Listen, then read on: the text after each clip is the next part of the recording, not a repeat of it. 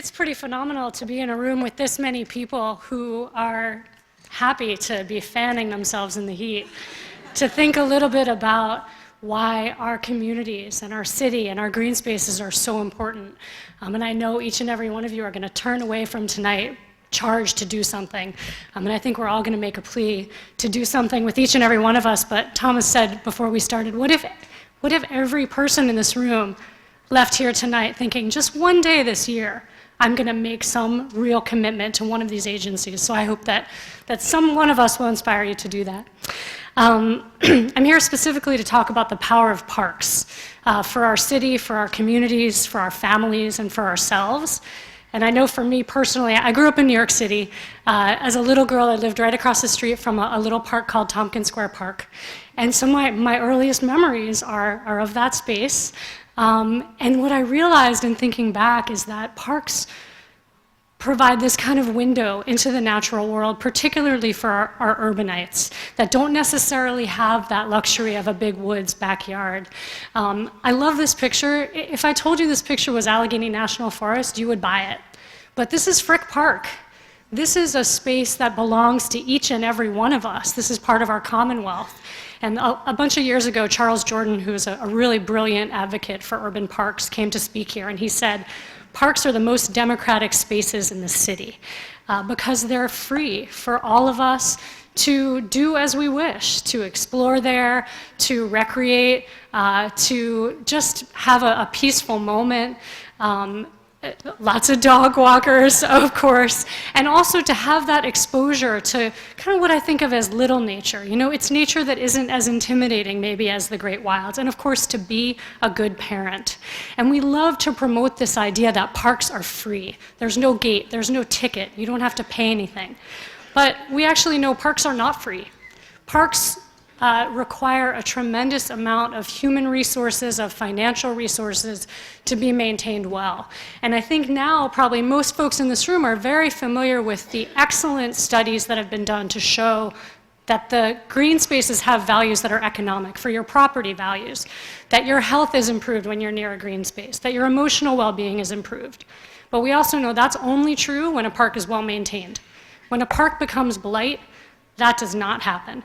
And this cycle of deterioration is something that has happened all across our country, where we don't have parks that are well maintained, then we don't have people using the parks, and we create this cycle where then the next generation isn't necessarily putting the pressure on our elected officials to invest.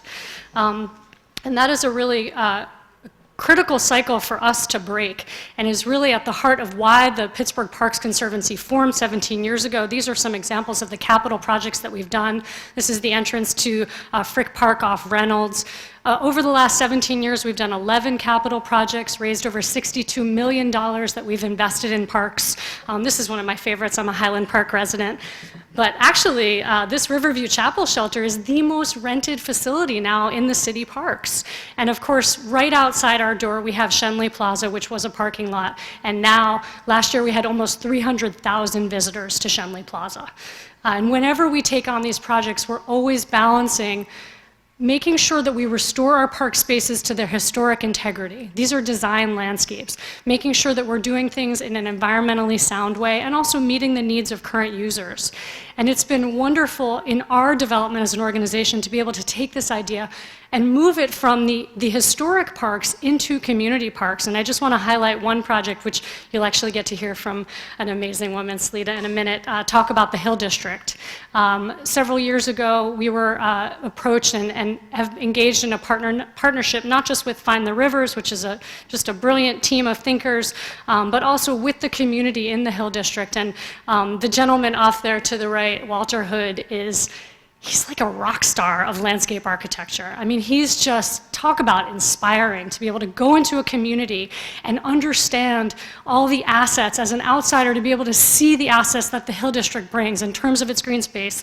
I didn't highlight maybe enough. Look at all the green of the Hill District compared to the 560 acres of Frick. It's a park already. And so he coined this idea of a village in the woods, and we've been working over the last several years with volunteers to continue to bring the Greenprint project to fruition and And next year, hopefully, we'll complete the first capital project up there. But what I want to stress is that when we do historic restoration, we're really restoring people's historic connection to the land. When we protect these vital ecosystems, we're actually protecting people's right to access those spaces and to be part of those ecosystems.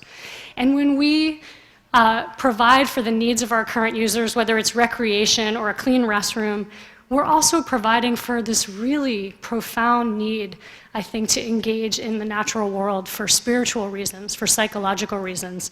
John Muir said, "Everybody needs beauty as well as bread, places to play in and pray in, where nature may heal and give strength to body and soul." That's the power of parks. That's what parks do for our cities. And we know that we can't just invest in capital projects. We have to invest in people. Last month, Stephen Ritz said something which I'm just stealing right now. He said he's growing citizens. That's what we're trying to do.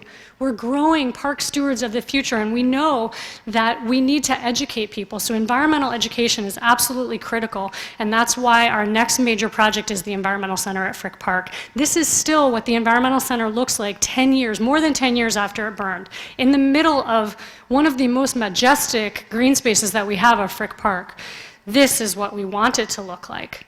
This is what it will look like after we're completed our construction of the site. This will have classrooms, public gathering spaces, clean restrooms, which everyone always says they want.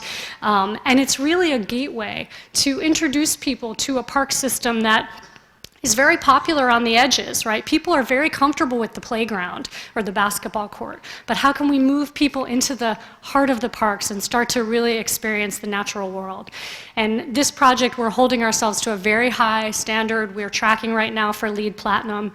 We also will be seeking Living Building Challenge, and I think what's thrilling about that is this region, which has historically really led the green building movement, is continuing on that trajectory. We now have 4 projects. Phipps is already constructed and we'll be seeking Living Building Challenge, the Environmental Center, and 2 additional projects. I thought I saw Elisa here with the Schwartz Market, hi, and Eden Hall. So that puts us not just on a national stage, but an international stage. This is an international standard. And I think for the Parks Conservancy in particular, it wasn't just the green standard that was so critical. The Living Building Challenge gives voice to 3, and you see these themes keep coming up, right? Health, equity, beauty. This is actually a way to shine a light on things that we think are critical, not just for design, but for the places that we all inhabit. We ended up working with almost 600 people as part of this design process. You can see little kids to adults and park users. And in the end, it's about the people. We want people from all over the city to be taking advantage of this free resource. And you can see here there's a lot of neighborhoods just within 3 miles of Frick. And when I look at this list of neighborhoods, I know that not everybody in all these communities is claiming Frick Park for their own. Not everybody in our city is claiming that commonwealth. And so what I want to charge all of you to do is to bring somebody to a park, is to come and volunteer. We've got 600 trees to plant. I'm looking at our volunteer team over here. They're like, come out, please. But bring somebody maybe who's never been and introduce them to what is their backyard. Maybe you're an advocate. Please come out. We have a wonderful forum coming up in 2 weeks. We have 19 nonprofits that are partnering with the League of Women Voters. I want the room to be at least as crowded as this, more crowded, because we want our mayoral candidates to know that green space matters to us. And maybe you want to do something more on a personal note.